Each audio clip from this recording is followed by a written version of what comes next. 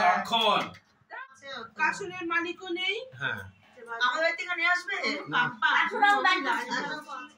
আর তুই আমার কাছে তুই আমার কাছে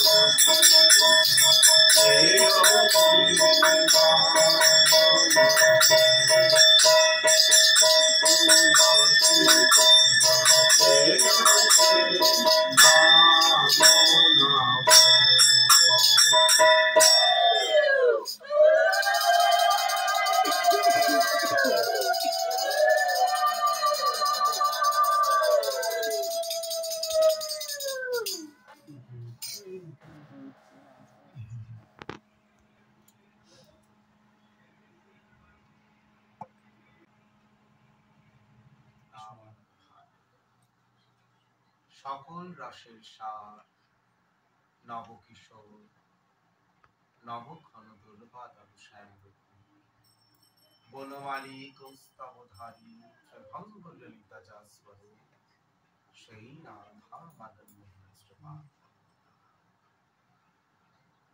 রাসমণ্ডলে আবির্ভূতা আহ্লাদিনী শক্তি স্বরূপিণী প্রেম ভক্তি প্রদায়িনী কৃপাময়ী করুণাময়ী सर्व पाप हरण कारिणी रास रसेश्वरी वृंदावनेश्वरी अष्ट सखी प्रधान सखी स्वरूपी श्री जी श्रीमती श्री राधा ललितादि अष्ट सखी गणेश कृपा সুন্দর দেখে আমাকে একটা জামা পরিয়ে দাও সুন্দর দেখে 84 কোষ গজমণ্ডল श्याम बक्ष विलासिनी विरजा स्वरूपिणी कालिंदी यमुना पटरानी गोपेश्वर महादेव ब्रजधुरी रजत गणगण কি বলবে ब्रजवासीगण वृक्ष दुर्गण चारुणी ঋতু ভালো না ঋতু পচা এই কথাটা তুমি সহ্য করতে পারো श्री गुप्त वृंदावन स्वरूप ভাগীরথীর তীরবর্তী স্থানে অবস্থিত শয়ন দ্বারা পরিবেষ্টিত প্রেম ভাবে প্রকাশিত শ্রী নবদ্বীপ কলিযুগের অবতার শ্রী রাধা কৃষ্ণ যুগল প্রেম রসমূর্ত পতিত পাবন সচল জগন্নাথ স্বরূপ শ্রীমান মহাপ্রভু গৌর সুন্দর নাম দ্বারা জীবকে উদ্ধারিতে জগৎকে মাতিয়েছে নামের প্রভাবে দাঁড়ে দাঁড়ে নাম বিলায়ে পতিতদের উদ্ধার কারো পরম দয়াল জগৎ গুরু শ্রী শ্রী শ্রীমান সমস্ত গৌর ভক্তবৃন্দে শ্রীমান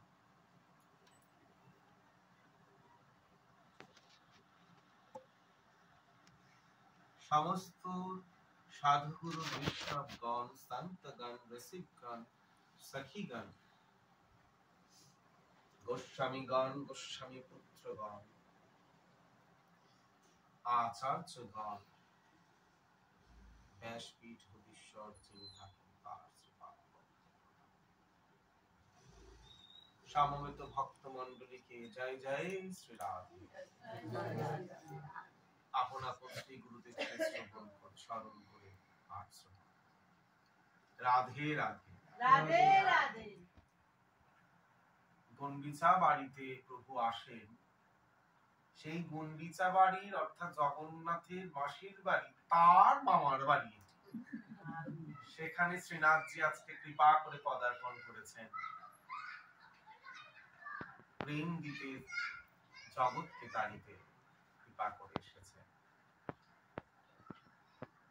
জগৎগুরু নিত্যানন্দ এখানে প্রশ্ন জাগে যে তাকে কেন জগতের গুরু বলা হয় সবাই মন দিয়ে শুনুন। শ্রীমান মহাপ্রভুর জীবনে একটি ঘটনা ঘটেছে। আমাদের পানিহাটি ধামে যে রাঘব পণ্ডিত, যে আমাদের রাঘব ভবন আছে, সেখানে শ্রীমান মহাপ্রভু কিন্তু রাত্রিবাস করেছিলেন, সবাই আমরা জানি। তো একদিন রাঘব পণ্ডিত ঝোলা ঠোলা রেডি করেছে, করে এখন বেরোচ্ছে, হঠাৎ শ্রীপাদ নিত্যানন্দ প্রবেশ করছে। রাঘব আছো নাকি? প্রভু তুমি এসেছো, সাক্ষাৎ ধন্যবাদ করলেন। তার বোনকে বললেন তুমি সেবা যত্ন করো। রাঘব কোথাও বেরোচ্ছ? হ্যাঁ প্রভু, আমি একটু নবদ্বীপ যাই, মহাপ্রভুকে অনেকদিন দর্শন করি, নবদ্বীপ দর্শন। ঠিক আছে, যাও, ভালো আছে। এখানে শ্রীপাদ নিত্যানন্দ বসে রয়েছেন, সেবা যত্ন করছেন। গোবিন্দ ঘোষ ওনার পা টিপতেন মহাপ্রভু। দুপুরে খাওয়া দাওয়া হয়ে গেছে, গোবিন্দ ঘোষ পা টিপছেন। হঠাৎ মহাপ্রভু বলেন, গোবিন্দ দরজাটা আটকে দিয়ে এসো। হ্যাঁ, দরজা আটকাবো কেন? আটকে দিয়ে আসো, রাঘব আসছে, ওকে আমি দর্শন দেবো। মানে হাঁপাতে হাঁপাতে রাঘব পণ্ডিত আসছে, কত কৃপা তার, তুমি কত প্রাণ দিয়ে তাকে ভালোবাসো, তোমার বাল্য বন্ধু বলে কথা, তার দীনতা, তার ভক্তির কাছে আমরা বাধা করবো না, তুমি বাধা। তার গৃহেতে নিত্য নিত্য বাস, শূন্য শূন্য ভক্তগণ, শূন্য দিয়ামন, চারি স্থানে ঠাঁই আমার চির সর্বক্ষণ, সতী মাতার নন্দনে, শ্রীবাসের অঙ্গনে, শ্রী নিত্যানন্দের নর্তনে, আর রাঘবের ভবনে সদা মহাপ্রভু বাস করছে। সেখানে তুমি বলছো তার মুখের উপর দরজা বন্ধ করে দেবে? দরজাটা বন্ধ করো। তো দরজার বাইরে দাঁড়িয়ে, ও প্রভু, ও মহাপ্রভু, এগো সুন্দর, দরজা খোলো। পিটিয়ে পিটিয়ে পিটিয়ে যাবে, দরজার খোলে, খুব পেটাচ্ছে, দরজার খুলে না, দরজার খুলে না। মানে ক্লান্ত হয়ে গেছে, পথশ্রান্তি ক্লান্ত হয়ে গেছে। তখন মহাপ্রভু বললেন, যা এবার দরজাটা খুলে দাও। খুললেন।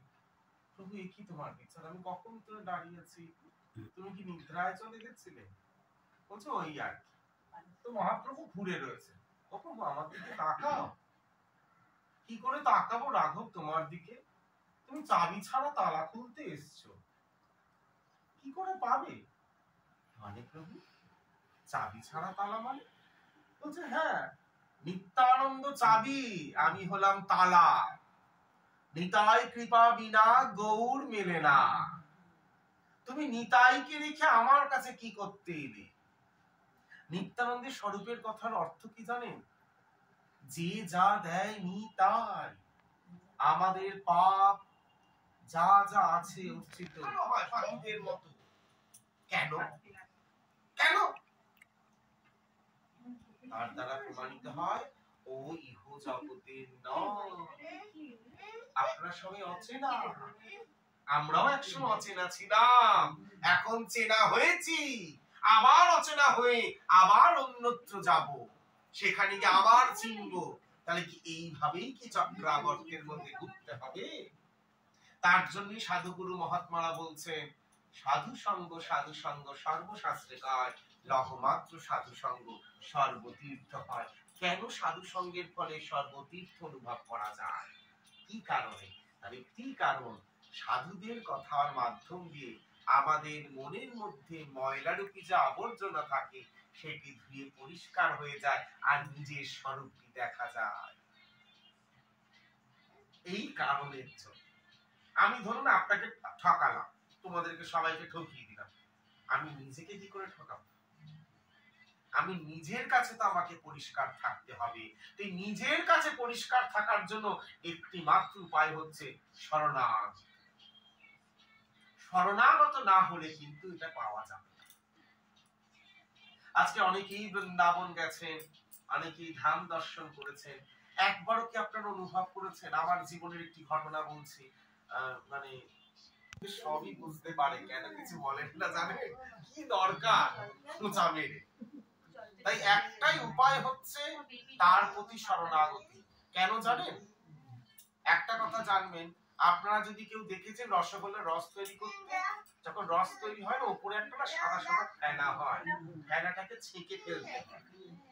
আমাদের হৃদয়ের মধ্যেও না, মনের মধ্যে অনেক ফেনা ওঠে। ওই কৃষ্ণ নামের দ্বারা ওই ছাঁকনি দিয়ে ছাঁকলে আর রাধা নামের আগুন দিলে তাতে কি হবে? পরম প্রাপ্তি পাওয়া যাবে। রাধে রাধে।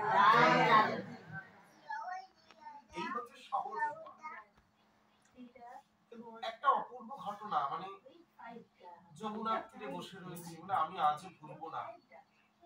কি অপূর্ব তাদের ভাব, কি অপূর্ব। যমুনার তীরে বসে আছি, মা আমার বয়ে যাচ্ছে, হঠাৎ এক সাধু বাবা এসে আছাড় খেয়ে পড়লেন, জয় हो यमुना मैया तनी गोदी बिछा दे मैया तेरी हम सो जाए यहाँ पर। মানে মা গো তোমার আঁচল পেতে দাও, আমি তোমার কোলে শুয়ে পড়লো। উনি দেখলাম দিব্যি শুয়ে পড়লেন। একটা অনুভব করলেন,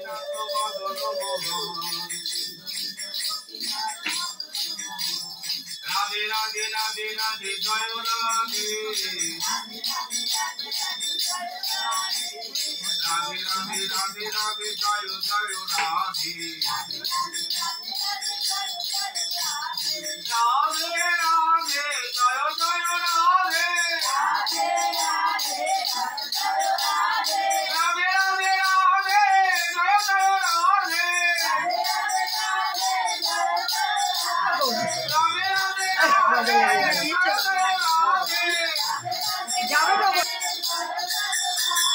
জয় জয় রাধে,